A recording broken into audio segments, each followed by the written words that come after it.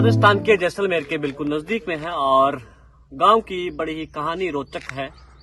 आपको एक एक जो है सिलसिलेवार बताएंगे। एक लड़की की इज्जत बचाने के लिए पूरा का पूरा गांव खाली हो गया और आज तक ये गांव पूरी तरह से खाली है। कोई भी इंसान नहीं है, सिर्फ मकान ही मकान है। चलिए अंदर चलते हैं इस गांव के और उसकी कहानी भी बताएंगे आपको, कैसे एक लड़की की इज्जत बचाने के लिए पूरा का पूरा गांव जो है वो खाली हो गया। और इसमें एक गांव को शराब भी है और वो भी आपको बताएंगे क्या इसके पीछे की कहानी है, वो भी हम आपको बताएंगे। ये आप घर देख सकते हैं, पुराने घर मकान खंडर, छत नहीं है, सिर्फ दीवारें अभी बची है।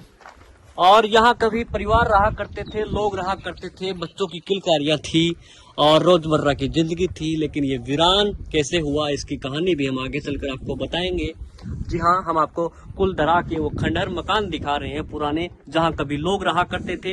एक शराब और एक मंत्री की जो बदनीयती है, उसकी वजह से गांव कैसे जो है उजड़ गया, उसकी कहानी आपको बताएंगे। तस्वीरें आप देखें, कितना वीरान है, क्या मंजर रहा होगा जब ऐसे घर छोड़कर लोग जो है निकलने को मजबूर हुए होंगे और उन्होंने अपने घर बार बच्चे सब जो सामान है वो उठाकर यहाँ से चल दिए।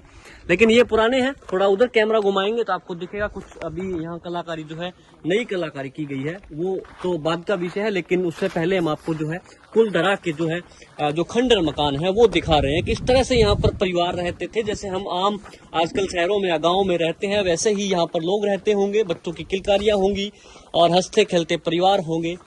तो आज ये हालात इस गांव की बनी हुई है, इसके पीछे की कहानी आपको बताएंगे। वीडियो के साथ अंत तक बने रहें। आपने कहीं इस गांव में आप कब आए हैं या फिर आपने इसके बारे में क्या सुना है, वो भी आप जो है हमें बताएं।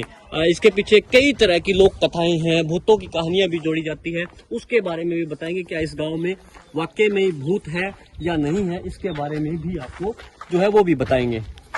और ये इस गांव के इतिहास को बताता हुआ, इस गांव के प्राचीनतम इतिहास को बताता हुआ एक पत्थर लगा हुआ है और ये गांव का उस समय का नक्शा बना हुआ है, किस तरह से ये गांव जो है किस तरह से बसा हुआ था। उसके बाद इसकी कहानी की चर्चा करते हैं तो इसी बोर्ड पर ये कहानी जो है वो दर्शाई गई है। लोक कथाओं के अनुसार कुलधरा जो है वो पाली वाला ब्राह्मणों का एक प्राचीन गाँव था जो पाली के क्षेत्र में था।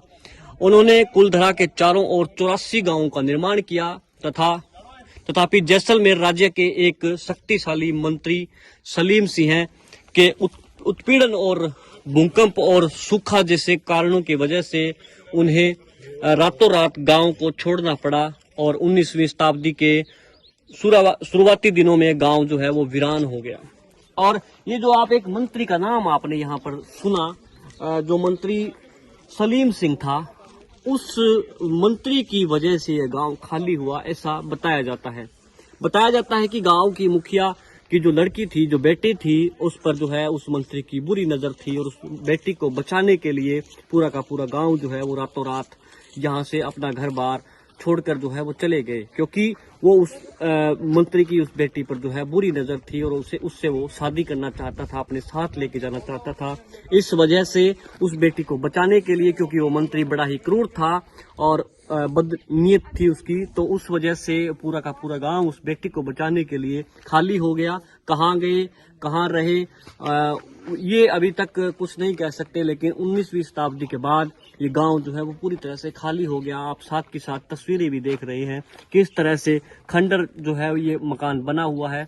और एक और भी अफवाहें इसमें चलाई जाती है कि रात के समय में यहाँ जो है वो गांव वाले आते हैं, वैसे ही कि वैसे रहते हैं जैसे वो पहले रहा करते थे। इस तरह की एक जो है वो मिथ्या कहानी बनाई जाती है कि रात में यहाँ पर भूतों का निवास होता है। लेकिन यहाँ हमने जब जांच पड़ताल की तो इस तरह की कोई भी चीज इस तरह की नहीं है। यहाँ पर रात में कोई नहीं आता है और एक वीरान जगह पर वैसे ही डर लगता है, आम लोग नहीं जाते। तो इस वजह से यहाँ पर जो है कथाएं बनी हुई है, अफवाहें बनी हुई है, सब मिथ्या है। और इस गांव का इतिहास हमने आपको बताया किस तरह से यहाँ पर जो है यहाँ पर कुलधरा में जो है पालीवाल ब्राह्मणों का एक प्राचीन गांव है ये, और एक बेटी की इज्जत बचाने के लिए गांव पूरी का पूरा जो है वो खाली हो गया। और आज इसकी क्या स्थिति है वो भी आपने तस्वीरों में देखी। वीडियो को अधिक से अधिक शेयर करें। धन्यवाद।